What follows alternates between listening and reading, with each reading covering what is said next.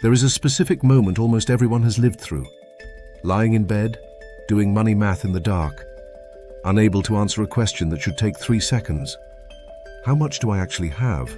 How much do I actually owe? And am I moving forward or backward this year? Not knowing the answer is not a character flaw. It is the default state for most adults, because nobody was ever handed the 3 numbers that actually matter and told. Check these. Not your bank balance, not your mood, not the number on your paycheck. These 3. Most financial anxiety is not a math problem. It is a visibility problem. The dread of not knowing is almost always worse than whatever the actual number turns out to be. And every one of these 3 numbers takes under 5 minutes to find. The first number is net worth. Everything owned minus everything owed. Not income, not the checking account balance. Net worth is the single number that answers the only question that actually matters over a lifetime. Is the overall financial position growing or shrinking? A person earning $120,000 a year with $40,000 in credit card and car debt can have a lower net worth than a person earning $50,000 a year with no debt and a modest index fund. Income measures what flows through a life. Net worth measures what is actually being kept. Calculating it takes 5 minutes. Add every account balance, every investment, the fair value of anything owned outright. Then subtract every debt, every balance, every loan. What remains is the real number, and for most people checking it for the first time, it produces one of 2 reactions. Relief that it is higher than the dread suggested, or clarity that finally replaces vague anxiety with a specific target to move. The number itself matters less than the trend. Checked once, it is just a snapshot. Checked every 3 months, it becomes the only scoreboard that tells the truth about whether the last 90 days moved things forward or backward, regardless of how busy, stressed, or broke those 90 days felt in the moment. Consider 2 people with identical $65,000 salaries. One has $8,000 in savings and no debt, net worth of $8,000.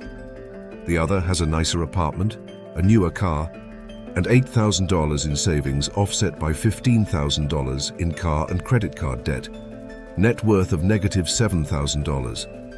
From the outside, the second person looks more successful. Their photos look better. Their car is newer. Their net worth is $15,000 worse. And no amount of outward appearance changes that fact. This is precisely why net worth, not income and not appearance, is the number worth tracking. The second number is the true monthly burn rate, not the budget, the actual number. A budget is what someone plans to spend. The burn rate is what actually leaves the accounts every month, and for most people who have never tracked it, the 2 numbers are meaningfully different, usually in the direction that surprises them. This number matters because it is the denominator behind every other financial decision on this channel. It determines the real size of an emergency fund. 3 to 6 months of this number, not a guess. It determines the freedom number covered in a previous video, the true burn rate multiplied by 25, not an estimated one. It determines whether a raise is actually improving the financial position or simply funding a slightly larger burn rate that erases the gain entirely, the exact mechanism behind lifestyle inflation. Finding it requires one pass through the last 2 months of bank and card statements, categorized into needs, wants, and savings. Most people who do this for the first time discover their real number is 10% to 20% higher than what they would have guessed, not because of one large mistake, but because of a dozen small recurring charges that individually felt too small to notice. This gap between the guessed number and the real number is precisely why budgets built on wishful thinking collapse within 3 months, as covered in a previous video.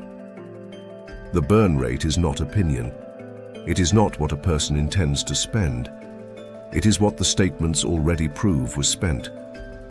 And until that number is known exactly, every savings goal, every investment plan, and every "I'll start next month" is being built on a guess instead of a fact. The third number is the debt interest rate ranking. Every single balance, sorted highest to lowest. not the total debt amount.